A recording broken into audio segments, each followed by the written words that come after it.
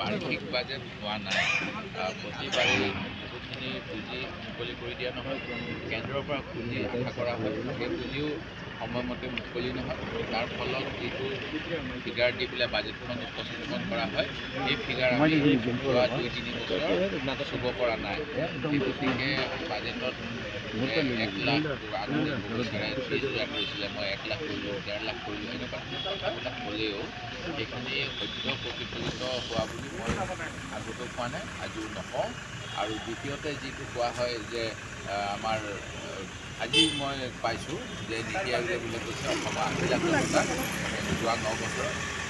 BPL পৰা ওপৰলৈ নিয়া হ'ল যদি এইটোৱে হয় তেতিয়াহ'লে আকৌ নতুনকৈ কিয় 50 লাখ ৰেচন কাৰ্ড দিব লাগে ৰেচন কাৰ্ড যিটো আমাৰ নীতি আয়োগে হওক বা ৰাষ্ট্ৰীয় খাদ্য সুৰক্ষাই তাত কোৱা হৈছে যে যিসকল আৰ্থিকভাৱে সক্ষম তেখেতসকলৰ বাবে চৰকাৰে বিনামূলীয়া চাউল আইন কথা উল্লেখ আছে 2004 চনৰ আইন যিমান পৰে তেনেস্থলত কিয় সেই চাউল আজি অসমৰ অধিক সংখ্যক লোকক ইয়াক অৱমুক্ত কৰিব লগা হৈছে ইয়াৰ অৰ্থ হ'ল যে GDP বাঢ়িছে বুলি ক'লেও এই GDP সকলো মানুহৰ আৰ্থিক উপাৰ্জন বঢ়াব পৰা নাই যিবিলাকে কেপিটেল এক্সপেণ্ডিচাৰ হ'লেও সেই কেপিটেল এক্সপেণ্ডিচাৰৰ ফলত প্ৰতিজন মানুহৰ জেপলৈ পইচা অহা নাই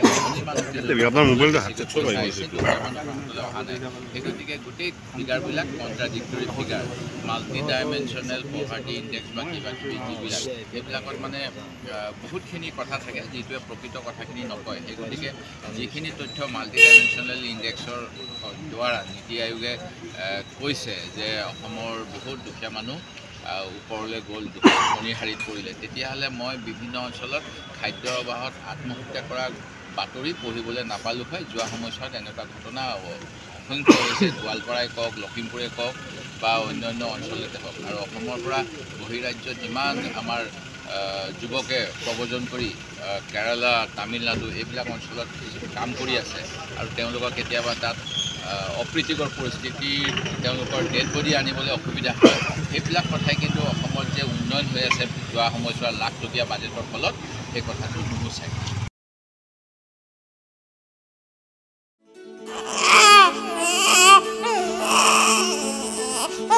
অভিনন্দন আপোনাৰ এজনী ছোৱালী জন্ম হৈছে